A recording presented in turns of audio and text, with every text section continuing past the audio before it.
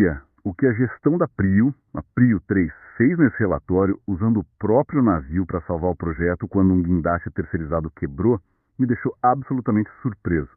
Sou Danilo do Nexus e estou aqui com a Lia, nossa leitora e inteligência analítica. Seja correndo no parque, pedalando, no trânsito do fim do dia ou treinando na academia, esse é o seu momento de dominar os relatórios gerenciais sem perder tempo. Vamos direto ao ponto.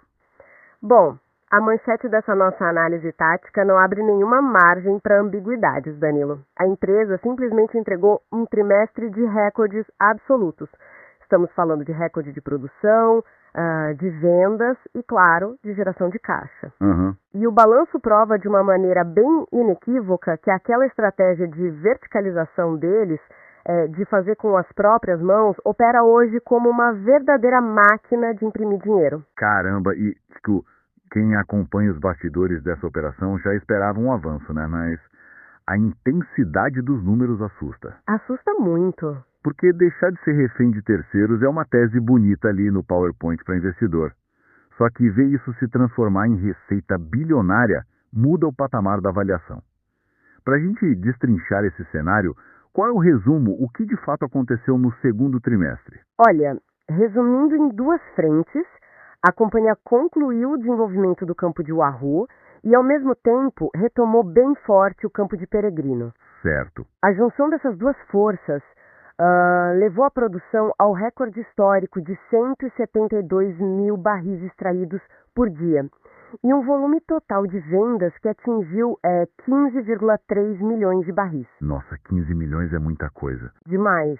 E o reflexo contábil imediato disso foi um salto de 218% no EBITDA ajustado, se a gente comparar com o ano passado. 218%. Isso mesmo, a gente está falando de 879 milhões de dólares de geração de caixa em apenas 90 dias. Meu Deus, o EBITDA, que é o caixa puro gerado ali da operação, quase batendo a porta de $1 bilhão num único trimestre.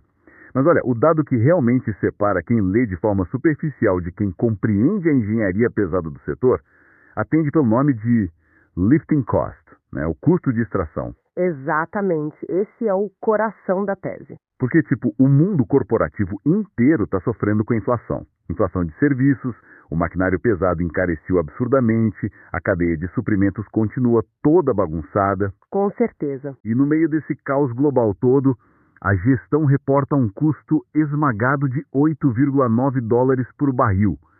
Matematicamente, Lia, parece bruxaria quando a gente olha para as petroleiras tradicionais.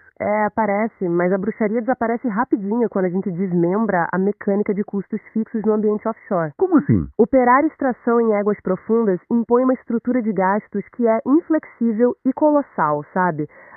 Pensa no fretamento e na manutenção diária de um FPSO. Aquelas plataformas gigantes, né? Isso, aquelas unidades flutuantes enormes que extraem e armazenam o óleo. Junta isso aos contratos das equipes embarcadas, a rotina que não para nunca de voos de helicópteros para levar o pessoal, as frotas de apoio marítimo. Tudo isso roda 24 horas por dia. Exato, e tudo isso compõe um boleto mensal que sofre pouquíssima alteração, independentemente se você tirou 10 barris ou 100 mil barris no mês. Ligados no máximo da potência, né? O consumo da turbina e o salário do piloto são praticamente os mesmos, quer o voo tenha 10 passageiros ou esteja lotado com 300 lugares ocupados. Essa é a leitura perfeita. O conceito de alavancagem operacional brilha exatamente nessa dinâmica. A gestão conseguiu plugar novos poços de altíssima produtividade, como os de Wahoo e o reservatório isolado de Peregrino. Jogando mais gente para dentro desse avião. Exatamente. Eles jogaram aquele volume recorde de 172 mil barris diários para dentro de um sistema em que os custos logísticos já estavam praticamente pagos. Ah, entendi. O denominador da equação cresceu brutalmente, enquanto o numerador de despesas ficou amarrado. O custo por cada barril individual cai drasticamente. A eficiência medida nesse trimestre não é corte aleatório de gasto, é a capacidade técnica de encher a infraestrutura até o limite dela. Sensacional. E o maior responsável por jogar esse denominador nas alturas foi justamente o campo de Wahoo, que eu acho que é o nosso primeiro grande destaque positivo aqui, né? Sem dúvida. Responsável ali por injetar a marca de 40 mil barris diários na estrutura. Mas o que me fascina não é só o volume, é a saga de como o último poço foi conectado. Aquela situação foi emblemática. Sim, porque para o pessoal que está escutando pegar a visão, É como se você pedisse um Uber para ir para o aeroporto, o carro do motorista quebrasse no meio de uma avenida super movimentada e você simplesmente tirasse o seu próprio helicóptero particular da garagem para não perder o voo. Crônica de fornecedores. Demais. A embarcação especializada que eles tinham contratado especificamente para descer os umbilicais e fazer a conexão submarina de Oahu sofreu uma avaria severa no guindaste principal. O que numa petroleira normal seria o apocalipse, né? Totalmente. Em qualquer operação padrão da indústria, esse evento ia desencadear um efeito dominó desastroso. A abertura de novas licitações para contratar substitutos, meses de atraso na fila global por navios equipados e, claro, o adiamento da produção. Prejudicando toda a receita do ano. E voltando para nossa analogia do custo fixo, a plataforma continuaria queimando dinheiro todo santo dia sem receber nenhuma gota de óleo novo para diluir a conta. Exato. O taxímetro ia continuar rodando. Mas o que a engenharia deles fez? Acionaram a verticalização na sua forma mais crua. Eles pegaram o navio próprio. Isso. A companhia simplesmente cancelou a dependência externa e redirecionou o Genesis, que é um navio especializado da própria frota deles.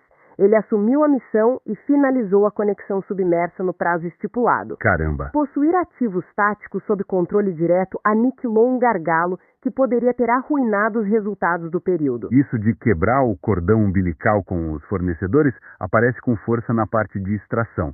Mas o balanço revela uma flexibilidade comercial muito inteligente na hora de vender esse óleo, que também cortam os pedágios pesados da operação. Sim, estamos falando do offload. Isso. O offload, aquela transferência do óleo da plataforma para os navios de transporte, sofreu uma alteração fundamental em Peregrino. Conta pra gente.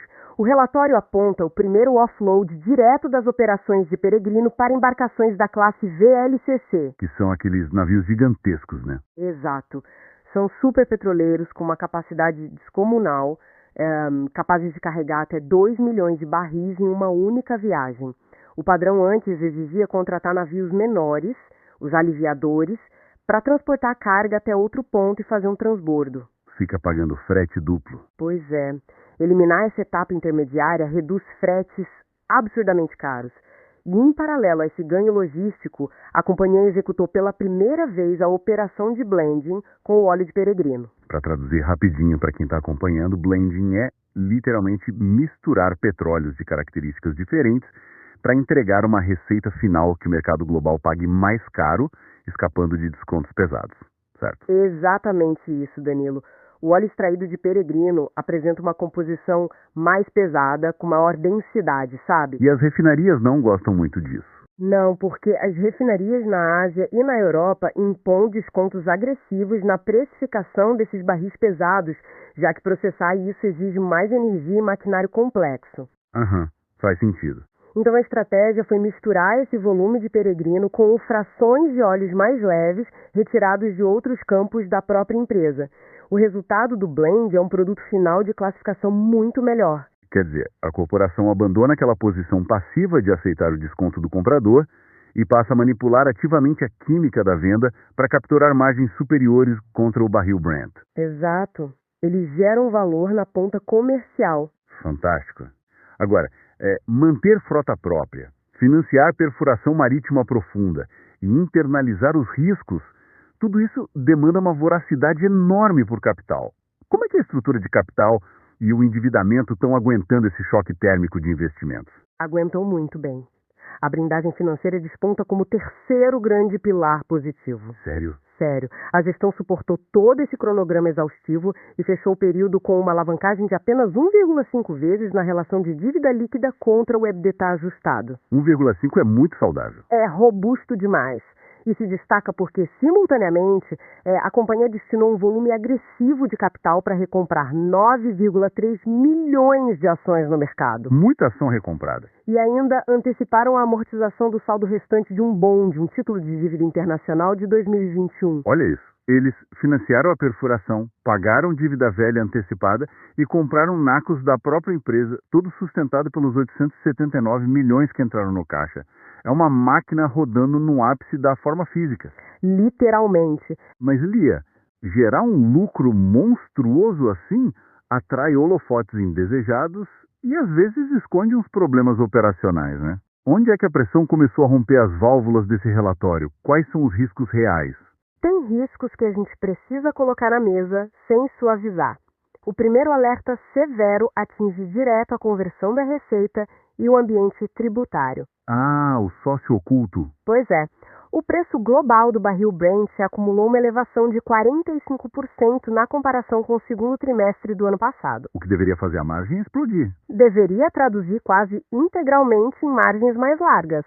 Contudo, a tributação emergencial de exportação implementada pelo Estado brasileiro agiu como uma verdadeira âncora no período. Puxou para baixo. Sim, a empresa não capturou toda essa alta do Brent, deixou uma porção enorme da rentabilidade nos cofres do governo. É um choque de realidade pesadíssimo, né? Provando que a eficiência das sondas no fundo do mar perde de goleada para a caneta de um regulador em terra firme.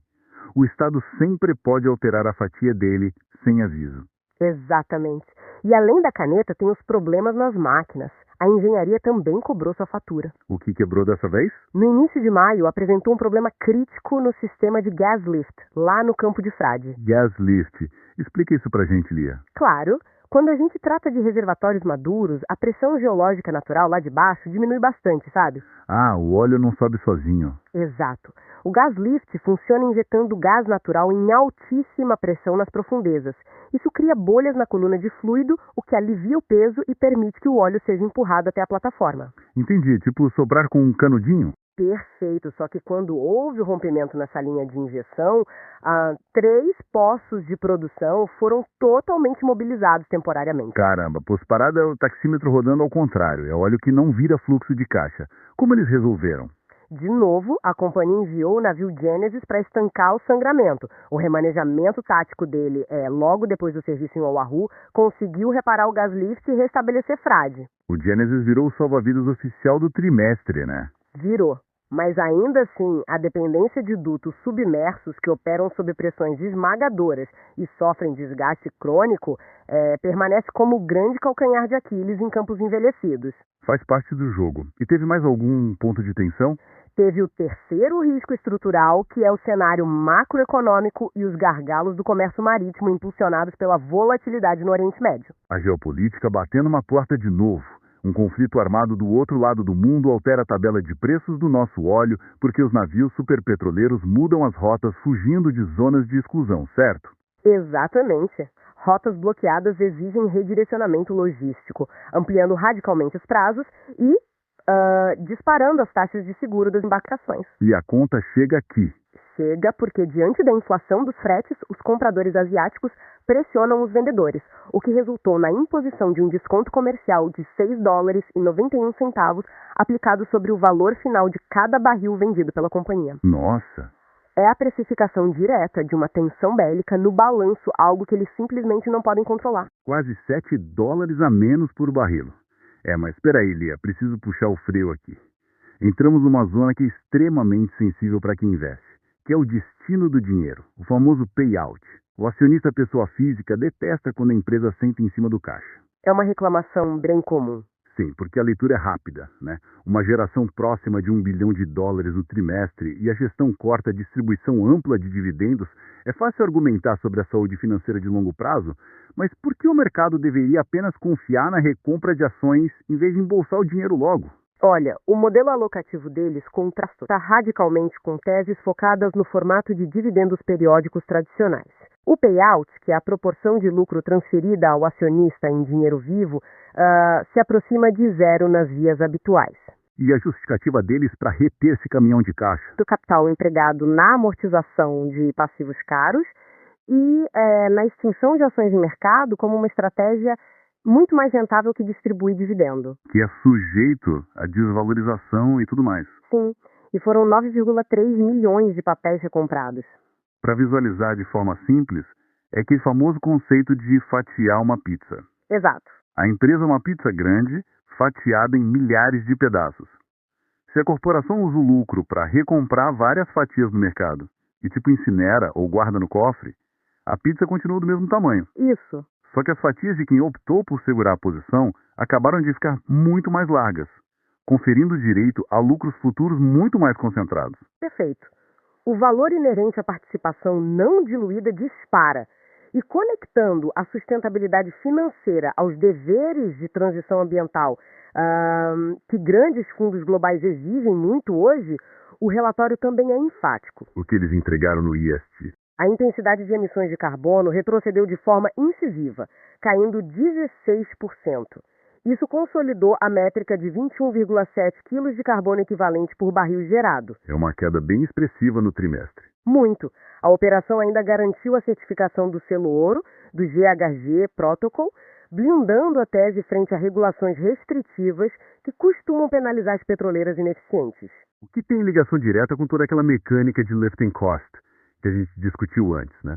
Afinal, se as turbinas do navio queimam a mesma quantidade de combustível, mas os novos poços de Wahoo jogam o dobro do óleo no converso, o volume de poluição por barril produzido despenca proporcionalmente. A relação de eficiência é totalmente direta.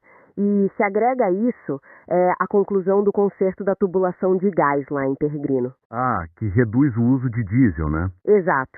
É um movimento focado em suprimir progressivamente o consumo de óleo diesel pelas unidades geradoras das plataformas, substituindo pelo gás natural disponível lá no próprio ativo. Trata-se de uma transição para uma matriz menos suja e, claro, financeiramente mais vantajosa. Muito bom.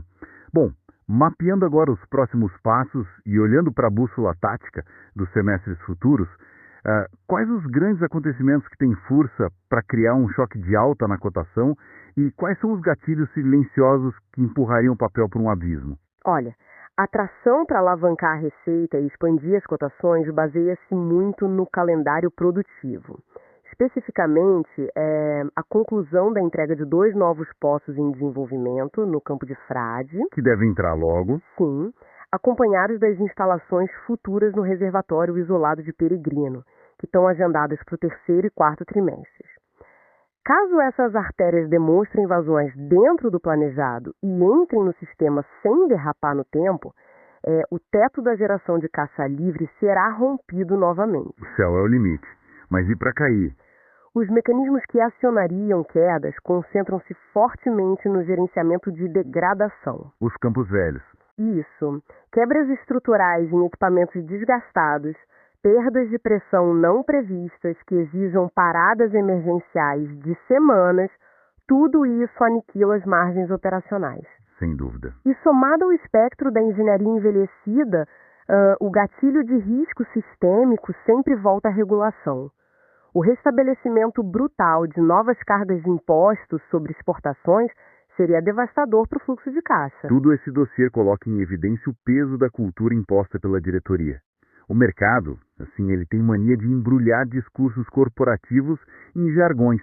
A gente ouve o tempo todo sobre postura hands-on, cultura de botar a mão na massa. É um termo da moda. Muito, mas dissecando a realidade dos dados reportados contra os problemas enfrentados, isso é apenas marketing ou é uma vantagem competitiva real da empresa? O documento evidencia, através dos números, que a cultura é operacional e não retórica. Eles entregam mesmo? Sim. Assumir a bronca de operar ferramentas especializadas próprias é o que ficou provado com o remanejamento do Gênesis para encabeçar o encerramento em Wahoo e, logo depois, transferir ele de urgência para estabilizar a linha de gás em Frade. Isso reflete uma estratégia agressiva. É impressionante. A liderança simplesmente rejeita a vulnerabilidade extrema perante empresas terceiras e decide verticalizar a execução.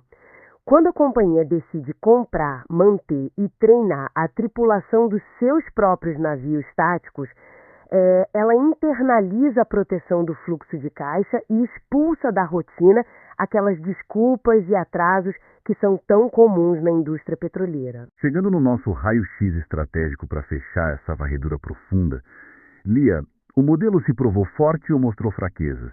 E, levando em consideração que as peças nunca se movem sozinhas, quais 3 fatores ditam o ritmo dessa empresa no futuro de curto prazo?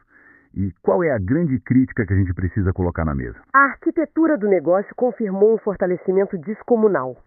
3 eixos sustentam esse relatório, tá? Vamos lá. Primeiro, o marco inquestionável na capacidade de conclusão e execução técnica, demonstrado pela finalização total e autossuficiente da operação de Wahoo. Perfeito. O segundo? Segundo, o avanço da flexibilidade logística e comercial ao integrar as misturas de blend de óleo e abraçar de vez a exportação via superpetroleiros, VLCC, pulverizando as despesas unitárias. Inteligência de ponta a ponta. E a crítica?